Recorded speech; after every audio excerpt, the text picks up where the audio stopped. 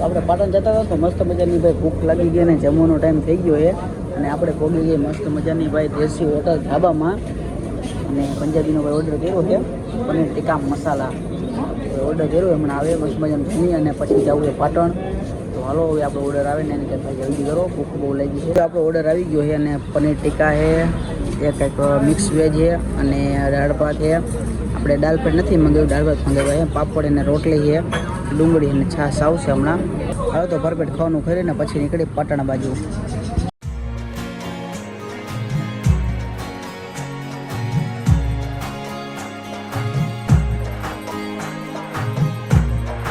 અત્યારે આપણે રાણકી વાવે તો પહોંચી ગયા છીએ.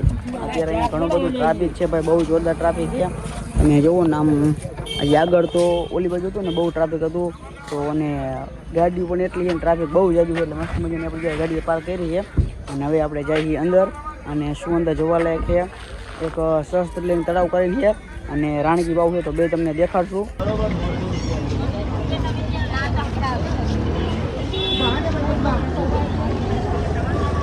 ટિકિટ તો આપણે લઈ લીધી છે અને ટ્રાફિક તમે જોવો કે ઘણું બધું ટ્રાફિક છે. તો અંદર જઈને જોઈ ભાઈ શેનું બધું આટલું બધું ટ્રાફિક છે. મિત્રો અહીંયા તો મેરાની જેવું માણસ, તમે જરાક આમ નજર તો કરો, આમ જો અહીંયા તો યાર ઘણું બધું માણસો હોય. મેં તો કીધું કે બહુ હશે નહીં કાંઈ, થોડું માણસો હશે કાંઈ, પણ અહીંયા તો ઘણું બધું માણસો હોય. હવે અમે વિચાર કરી કે કઈ બાજુ જાવું. હવે રખડતા આમાં આ ટ્રાફિકમાં અને પાછું બધું પબ્લિક ને અત્યારે ગામડું બધું પબ્લિક, બહારનું તો ફોરેનર તો કોઈ દેખાતું નથી. મેં મોઢેરા કહેતો હતો ફોરેનર હતા પણ અહીંયા તો બધા ગામડાના જ દેખાડે છે. એટલે સમજાતું નથી કે રવિવાર છે કે શું કાંઈ લોકો આટલું બધું છે. પણ આમ તમે કેમ છે ને મેરો ભરાણો હોય કંઈ એવું પબ્લિક છે, બધી બાજુ પબ્લિક છે, ઓલી બાજુ સામે બધી બાજુ. હવે કોકને લોકરોને ભેગું થાય ને તો પૂછીએ ખરા કે ભાઈ શું છે. તો આપણે તો પેલા રાણીની વાવ જોવા એટલે જાય કઈ બાજુ છે, લગભગ આમ છે. ઓ માય ગોડ, રાણકી વાવ ભાઈ.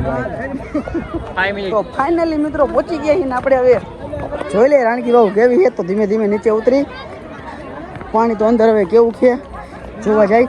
બાકી જોરદાર લોકેશન દેખાય છે અને માણસો ભાઈ આમ કીડા મકોડા જેમ આવી ગયા બધે.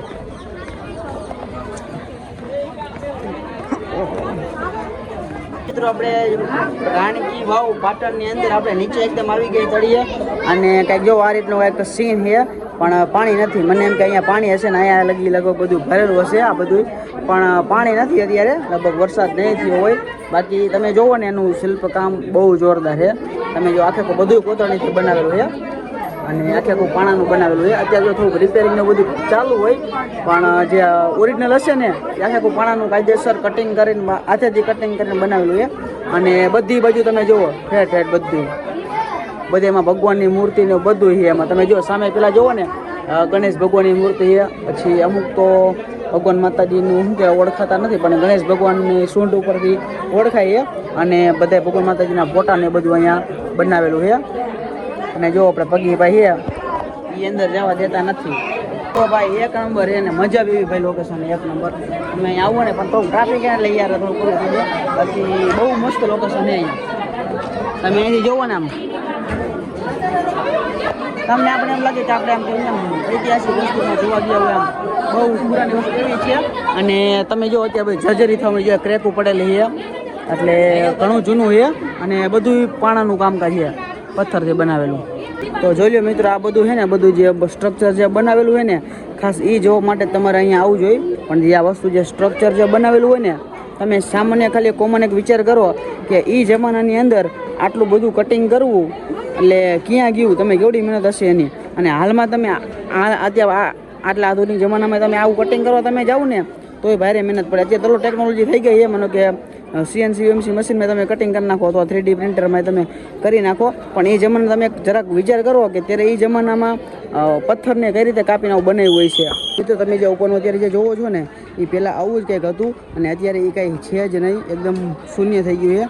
કેમ કે સમય જતાં શું એનો વિનાશ થતો જાય. કેમ કે આ માનો કે જે પથ્થર છે હવે એ માનો કે અમુક એના સ્ટ્રક્ચર વિખાતા જાય સમય પ્રમાણે અને આ વાતાવરણ પ્રમાણે. એટલે એક સમયમાં આ પણ નહીં હોય. તો જો તમે કોઈ દી ન જોયું હોય તો એકવાર જરૂરથી જોઈ લેજો, કેમ કે આ વસ્તુ ભવિષ્યમાં લગભગ ન પણ જોવા મળે. કેમ કે શું ભૂકંપ આ તે આવે બને તો બની શકે કે ભાઈ આનું પણ કાંઈ નામો નિશાન ન રહે. અત્યારે તો ભાઈ ખૂબ સરસ છે. અને આની જે સ્ટ્રક્ચર તમે જોવો ને, ખાસ એને તમને રસ હોય કે આ વસ્તુ કઈ રીતે બને છે એ જોવું હોય ને તો જરૂરથી એકવાર પધારજો જ, કેમ કે આ વસ્તુ જોવાની બહુ મજા આવશે. અત્યારના ખાસ લોકો તો બધા ફોટોગ્રાફી માટે આવતા હોય. તમે જો નીચે જોવો ને તો ફોટોગ્રાફી જ બધે ચાલુ છે. મિત્રો જો તમારે ફરવા હોય ને તો ભાઈ બહુ જોરદાર જગ્યા છે. રાણકી વાવ પણ બહુ જોરદાર છે. અને અત્યારે તમે જો બહાર જે બગીચો છે ને અહીંયા એ પણ બહુ જોરદાર છે. તમારે ઘડી બેસવું હોય, ટાઈમ પાસ કરવો હોય, બહુ મજા આવી જાય. અને ભાઈ વાતાવરણ પણ અત્યારે ઠંડુ એવું છે. હું તડકો છે પણ આ લીલુંછમ વાતાવરણ ને તો બહુ મજા આવે છે. એકવાર જરૂરથી આંટો મારવો જોઈએ, ખૂબ સરસ છે.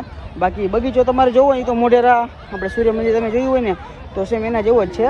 પણ રાણકી વાવ છે ને એ તમને ક્યાંય જોવા ન મળે ને એવી રાણકી વાવ છે.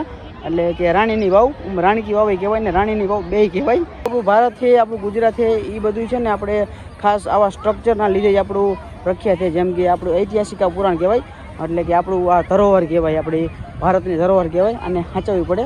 બહુ જોરદાર છે ભાઈ, જોવાલાયક છે, ખૂબ મસ્ત છે. અને આપણા ભારતનું ઘણી બધી સંસ્કૃતિ સાથે જોડાયેલી હોય. એકવાર જરૂરથી આવજો.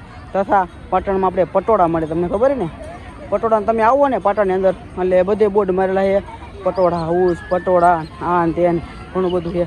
તો તમે પણ જરૂરથી જોજો. અમે તો યાર એકલા આવ્યા એટલે અમારે કંઈ જોવાનું નથી, અમારે ઘર ભેગીનું થવાનું છે.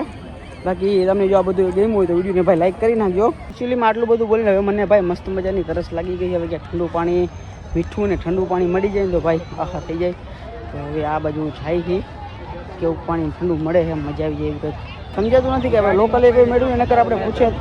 પણ આજે મને કંઈક અલગ લાગે છે, કેમ કે આટલું બધું ટ્રાફિક હોય નહીં, નોર્મલ હોય પણ આટલું બધું ન હોય. તમે મેળા જેવો અત્યારે માણા છે, બધી બાજુ માણસો છે, એટલે કંઈક હશે એવું મને લાગે છે. મને ખબર પડી નહીં કે શું છે.